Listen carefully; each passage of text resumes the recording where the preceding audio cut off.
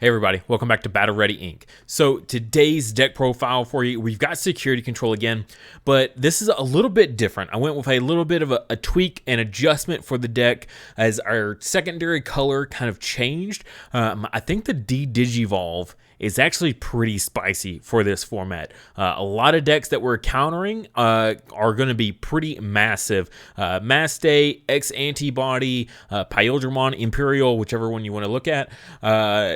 Like, Digivolve hurts these decks, and these decks getting played as much as they are is actually a pretty big deal. Don't forget, our new memory marker this month, though, is going to be Vmon. You can find this in our Etsy store. My wife has handmade this out of clay, hand-painted it as well. Super adorable, very, very detailed. Great deck for an Armor Rush or a Imperial deck for sure, as a great memory marker. Link in the description below for our Etsy. Also there, you can find all of our previous memory markers we've had on the channel. Some great stuff there. In addition, you can find some of our Battle Ready Inc. merch, like our game mats, our sleeves, and now our new dice as well. All right, so just kind of take the whole deck in and kind of see what we're going for here. I'm not going to go like super hardcore on some of these choices as they're pretty self-explanatory. We'll just kind of go over, some of the stuff when we get to it. But the main thing here is the Digivolve. So we're running the black so that way we can run Ultimate Flare as our secondary removal option. Of course, we're playing yellow, so we're playing Wyvern's Breath, but the secondary removal option is kind of where you change the deck up for depending on how you want to build it. What we've done before was we went with the yellow-purple option, the D-grade buster, I think it is, the one that puts it into security, which dodges a lot of removal immune things, so it was a great card to put in. But I really like Ultimate Flare because it also kind of dodges those same mechanics because it's going to Digivolve first and then it'll pop something. I think in this format, Digivolve is just extremely powerful. Like I said in the intro, if you look at decks like Armor, Armor's going to swing into this. They're going to Digivolve one, and then we're going to wipe the field of all of their Vmon that they've got out, right? So that's really extremely good against Armor Rush, which is, one of the better, more played decks of the format. Looking at Pyldramon, Digivolve a Pyldramon all the way back down, and then pop anything with a play cost of 3 or less. So again, if we can get down to, any sort of rookie, that's really good. Being able to Digivolve Imperial all the way down past a Pyldramon, that's also extremely powerful. So Ultimate Flare is really hitting these decks. Mastamon as well. Anytime you can Digivolve Mastamon, that's huge because they put a lot of effort into getting a Mastamon on field. So being able to Digivolve 3 is pretty huge. You're going to take them basically all the way back down to their level 4 state, or no, yeah. So 1, 2, 3, yeah. So take them back down to level 4. That's 2 of their level 5s in trash then.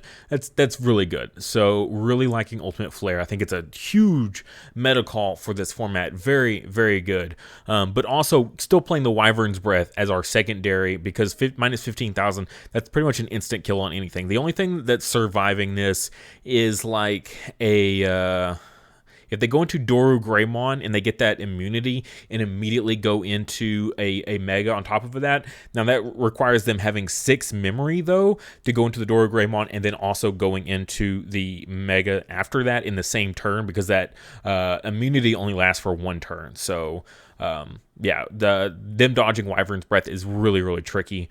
So yeah, it hits pretty much everything. I would say pretty much everything in the format, Wyvern's Breath is going to kill pretty much every time. And then, of course, Ultimate Flare also extremely good in this format. Now, to get our Ultimate Flare, instead of playing like the Duo Tamer like we've done in the past with yellow, I went with the black babies. And I did that because Chikurimon is also kind of along the same lines here. We get a security effect of Digivolve 1.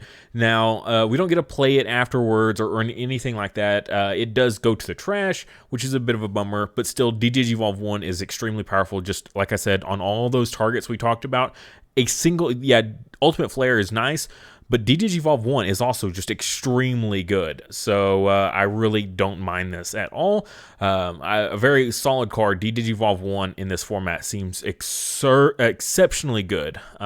So yeah, running this, and then to kind of go into a nice strategy here, we're running Tactical retreat with this. So place one of your Digimon on top of your security stack face down, trash all the Digivolution cards of that Digimon. So if you hard draw the Chikurimon, Evo on top of your black baby, promote it up, and then tactical retreat it right into your security. So it's like a 1-cost recovery, and it's a guaranteed security Digimon that's going to be Digivolve 1. Like, that just seems really, really busted. I'm really digging the combo potential of these guys. So, of course, we're going to be playing Reinforced Memory Boost because that just increases our chances of getting good stuff in security, like Defeat. I am, once again, running Defeat in this build because of the fact that, we're comboing so good, running the Tactical Retreat, things like that. If you hard draw it, you can Evo it on top of the Ophanimon if you need to pop a Tamer. So Defeat's also still exceptionally good in security control just because we have so much recovery of putting it back in there. But then in those really niche situations where you need a tactical retreat, you can tactical retreat your Defeat back into security. So it's like just a little bit of a buffer, right? You're going to have that one extra security just in case, but also as soon as they hit it, you just get your body right back onto field. So Defeat combos pretty well with tactical retreat as well.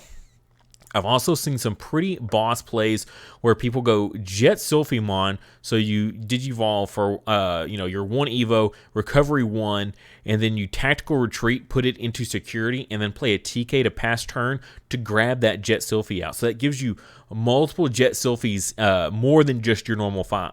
5, 6, 7 uses of Jersyphimon in one game. That's pretty insane. Really, your opponent is really going to hate seeing that. And then you combine that with the Ophanimons as well here. Like, that's some really good value for sure in all the recovery that we're doing.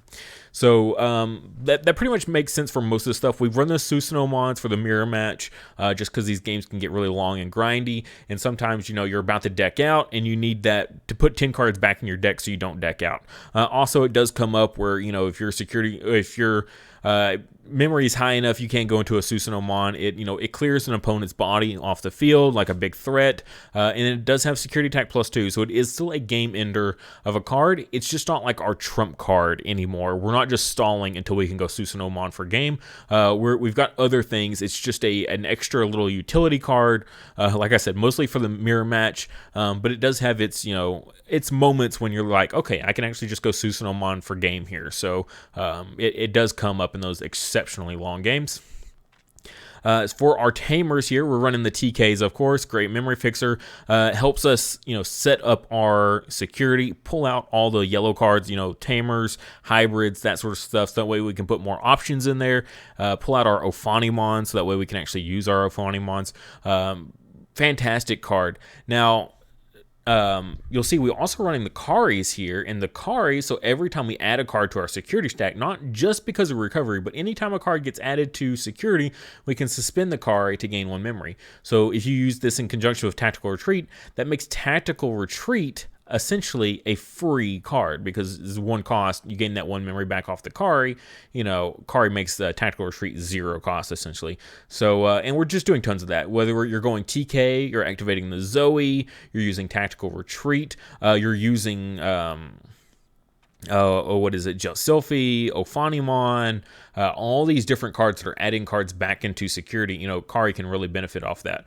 TK, once TK is on field, you've used his on-play effect. Yeah, he's a memory fixer, but he doesn't get you anything beyond that. If you can slam down a Kari, that gives you reason to Evo on top of your TKs. So I really like that as just, a new form of a memory fixer. So I can actually get more use out of TK by going hybrid on top of him. We got the Zoes, of course, in here just because she's going to add us back our hybrids out of security. But besides that, she doesn't really bring a whole lot to the table. So We've got her in here just at a 3 of instead of a 4 of this format. I dropped her down 1 to add in the 2 Karis. And then To round things off, I've got the duo Tamer here of TK and Kari. Of course, I mean, it's just kind of fitting. We've already got TK and the Kari in here, so why not? But because of the fact that, you know, we tend to get ourselves low, and when you get in that prime position where you start triggering these, sometimes your opponent doesn't want to hit your security if you've got the duo Tamer on field, simply because once your security gets lower than theirs, you're going to get all this free memory. So playing out multiple TKs and Karis is almost like a deterrent. Like, hey, you don't want to swing into me. You really don't, because as soon as you do, I'm going to spend the rest of the game getting all this memory for free every single turn. So yeah, you slam down a couple of these early game, and it's just like, okay, you don't want to just go in and get these free hits like Armor Rush, you know, Pyldramon. You know, if they're not going to OTK you, they're going to like be really hesitant on wanting to just start giving you free memory. So I like these guys just as a cool deterrent. Until you're just ready to pop off and just go absolutely ham. Really, really good stuff here. Lots of synergy. Like I said, the main point of this build is just to go Ultimate Flare, Chikurimon, getting this D-Digivolve. I think the D-Digivolve is really, really spicy for this format. Instead of some of the other builds that we've gone with. Now, Rapidmon is still extremely good. With the Chikurimon, we can't do Rapidmon, clearly. But I guess it's just a weighing what you consider more important. The Rapidmon. My issue with Rapidmon, though, is any sort of deck that just waits in security or in raising area. You can't DP minus them. So Rapidmon really loses a lot of value against those decks that it's like, okay, you've got a XVmon in raising, and you've got a Davis on field. So you're going to promote up, swing with the jamming, then you're going to hard play out a Stingmon, then you're going to DNA Digivolve into a Pyldramon, swing twice with jamming with the Inheritable.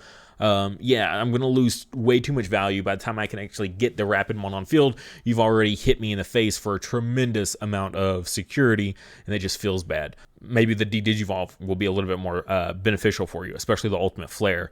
Being able to hit in that Pyldramon just does tremendous amount of work. Really liking the synergy with the format. So yeah, that's the deck. A little bit faster than normal, just because with a lot of these cards we've talked about a tremendous amount of time. If you have any suggestions or anything you don't like about the list, please let me know and put it in the comment section. I'd love to hear it. One point I do want to make that I didn't really cover, kind of glossed over, the Ophanimon on deletion, being able to play back a yellow level 4. I just really like this ability. Yes, we play it for the recovery 1 and for the ability to go defeat on top of Ophanimon, but also being able to just go back into a level 4. So if you got lethal on board and you clear your opponent's security, you got your Ophanimon here, your opponent puts all this work into clearing the Ophanimon just to get replaced back with another level 4. It's so good just being able to keep floating into things, into bodies. So if your opponent clears it, you still got another one that they have to deal with that like basically doesn't get them anywhere any less close to death than they were before by deleting the Ophanimon. So just a really good card. Lots of utility going on. The recovery, the being purple for defeat, the undeletion ability. Yeah, just a great card. Loving the include of Ophanimon now with this whole deck and this whole premise.